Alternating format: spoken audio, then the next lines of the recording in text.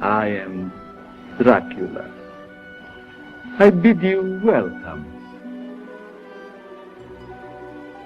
It's alive! Listen to them. Children of the night. What music they make. Google gobble, Google gobble. We belong dead.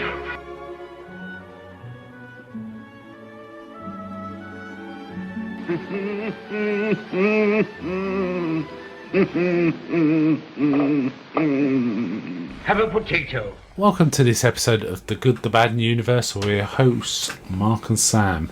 Today we'll be talking about the only colour movie in the Universal canon that is part of the classic kind of Universal movies, which is The Phantom of the Opera, made in 1943.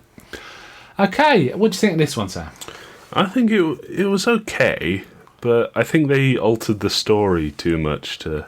Yeah, I mean, we have watched the Lloyd Webber Phantom of the Opera. Yeah. It was kind of similar to that. Yeah, except terms of there was... They did sort of change up... It seemed... Now, this may be because it was started out as a comedy film, but it seemed more sort of comedic than... Yeah, you were telling me this was meant to be an Abbott and Costello film, or there was intention it was going to be an Abbott and Costello film, but they converted it to a more straightforward... It's not really even a horror film, frankly. It's more of a costume drama with a tiny bit of horrific elements. Now, it was very colourful. It won an Oscar for cinematography, which is kind of amazing. I believe that. Yeah, it's got some very good... Yeah, considering I'm not a fan of costume dramas, but this kept me engaged through the whole film, I have to say. Though some of the musical bits went on a bit too much. It was like, come on, you know. Yeah. But there was reasons they were doing that. They were trying to set up character, so it wasn't just entirely gratuitous. Yeah. Claude Rains was in this as the guy that becomes the Phantom. Yeah. And he's not the Phantom for a good first half. Probably almost 2/3 of the way through.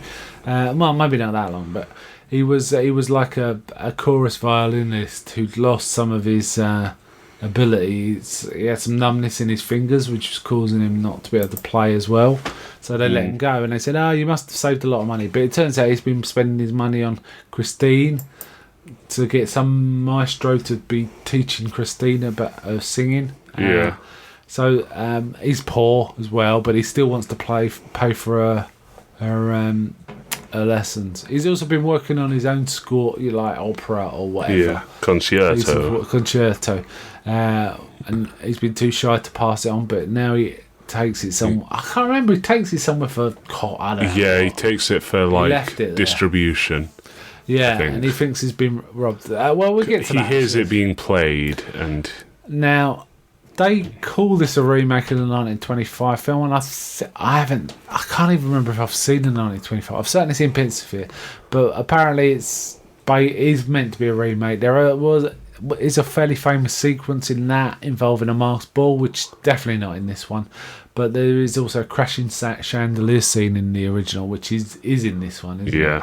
Which is a fairly massive chandelier. Yeah. And it's kind Wouldn't of funny want to sit under that. Show the chandelier just before it falls, which is it's like really signposts what's going to happen. Yeah, it's like they sort of at the Paris Opera, they're sort of showing this opera, and it sort of slowly zooms out, and this huge chandelier sort of ominously comes into view. Yeah. You can hear the Jaws music playing, really. And he has to hacksaw through these massive links to make it crash down.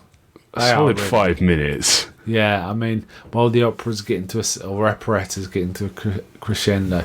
Now, why he's sort of obsessed with Christine is not really made that obvious. Apparently, there was a plot where it turns out she was his daughter, but they cut that element of it, so it would be less incesty. There was a bit of an incest. There would have been a bit of an incesty vibe, but not much. I mean, I guess for the 40s it would have been too much. But they obviously came from the same part of France. She knows a lullaby that he knows, which is like a peasant lullaby or a local region lullaby. Quite a pretty piece of music. Yeah, he does play it to try and prove that he's not. Yeah, and it's quite a nice. His fingers aren't going bad, but it's quite a Still nice gets kicked piece out, anyway. but- And also, we get Franz Liszt as a character in this film. Yeah, that was He weird. praises the concerto, wants it to be played. We also get like back in the day, a famous singer called Nelson Eddy, who Who did he plays, play? he played the baritone. Oh, okay. What was amazing about this film was everyone was wearing silly clothes. Even the policeman was wearing silly clothes. Yeah. But of course, all the opera people, that it was all invariably they just finished an opera before stuff happened, so they were all Yeah. wearing silly clothes. So there was a lot of. It gave it a kind of comedy vibe almost, which is odd. There's also a like a bitchy diva Oh, yeah. throwing her weight around, which was often the case in these opera films. But the old Phantom gets The old Phantom goes a strangling, as he now, usually does. Yeah, he does like a bit of strangling. He becomes the Phantom in a really brutal way. We were like, Yeah. whoa. Basically, He's completely out of nowhere, though. So. the bloke he took it for copying or whatever it was, publishing. Yeah, it's been a real cock about he's it. being a div, and he's got some like a big. What would you call it? Not a plate, but sort of a thing of acid. Yeah, container it's of just acid. like For film processing or something. it's etching acid. Oh, okay. It was green anyway. It was acid. And that just happens to be lying on the side. And then he goes in and he says, "Where's my manuscript?" He goes, "I can't find your manuscript." And then what's happened is someone's borrowed it, and we see the scene next door. And Liszt's reading it, said, "It sounds wonderful. I'll give it a play," or something like that. He starts playing it anyway. Our little violinist hears it and he says, "You thief! You stealing it from me!" And he starts fighting with the guy. Yeah. And it looks Strangles him, and to then the me- assistant just runs up and throws the acid in his face. No, it looked to me they were still fighting, but it turns out he'd actually just killed the guy. But it didn't look like that from the No. film. It looked like she just ran up and threw acid in the guy's face, and then he ran off. Yeah. Obviously. And then later on, we see him taking from the opera props a mask, which he wears throughout the rest of the film, apart from the face reveal thing. And funnily, we do see other members of the opera wearing the same mask, don't we, at one point? Yeah. It's kind of weird. It's pretty funny because it's like, for a moment, I genuinely thought that the Phantom was right there. Like, Yeah. standing right next to the guy telling him, "We need to be on the lookout for this Phantom." Now, his mask in this, it kind of, that scene where there were several wearing the same mask reminded me of V for Vendetta, actually. It's just that vibe, you know, lots of people wearing the same mask. And also, his mask in this is very reminiscent of the movie called Phantom of the Paradise, Yeah. which was obviously riffing on this film quite a bit, though it Yeah. has a different story and stuff. It's riffing on this film quite a bit. It was, considering it was a costumes drama and it wasn't particularly scary, and I wouldn't really lump this in with the classic Universal stuff. It was entertaining enough. I am kind of surprised it was on your big Universal Monsters Blu-ray set instead of the original. Yeah, that would have been better, to be honest. But, Yeah. And I thought I'd seen this, but you know what? I thought I'd seen it because I remembered it in black and white, but I've actually seen a Hammer one, which I think is in black and white, starring Herbert Lom from the 60s. So I had it confused, so I hadn't seen this before. The comedy interludes were reasonably amusing. Yeah. There was like two men after Christine. One was the copper and one was Nelson Eddy as this singer. And they were constantly both turning up at her house at the same time and giving each other the evils. Whenever she wasn't looking. But in the end, She chose her career, and I think we may have had the first bromance. homosexual on-screen couple. Well, there was a bit of Brokeback Mountain vibe right at the end. They certainly walked off arm in arm. Yeah. Let's put it that way. She in a goes off- comedy way. Yeah. Quotes. But yes, that was kind of, she basically chose her career over the two men. Yeah. So that was kind of fun.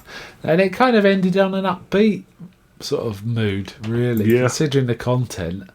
But the real shocker in the film is the throwing the acid in the face. It came from nowhere. And also we get a reveal of his face, which isn't very scary. Nah.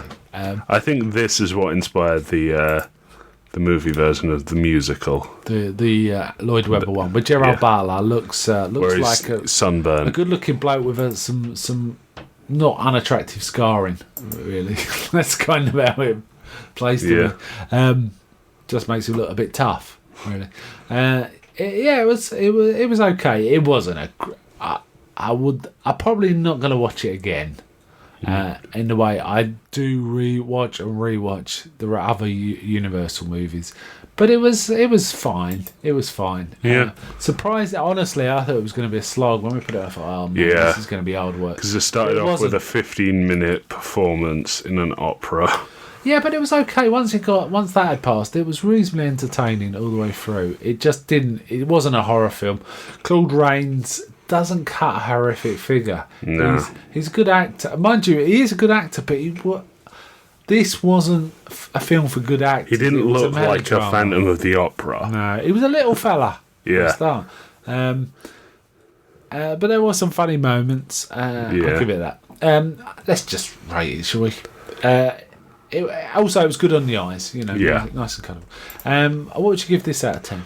I'd give this a 6. Yeah, I think I'm thinking more of 5, but it was okay. I'll give it 6. It was slightly above average if you're talking every film ever made, which I haven't seen, but Yeah. you know what I mean. I'll give it a 6 too. Okay then, I think next time we have Frankenstein meets the Wolfman. So, bye from me. Bye.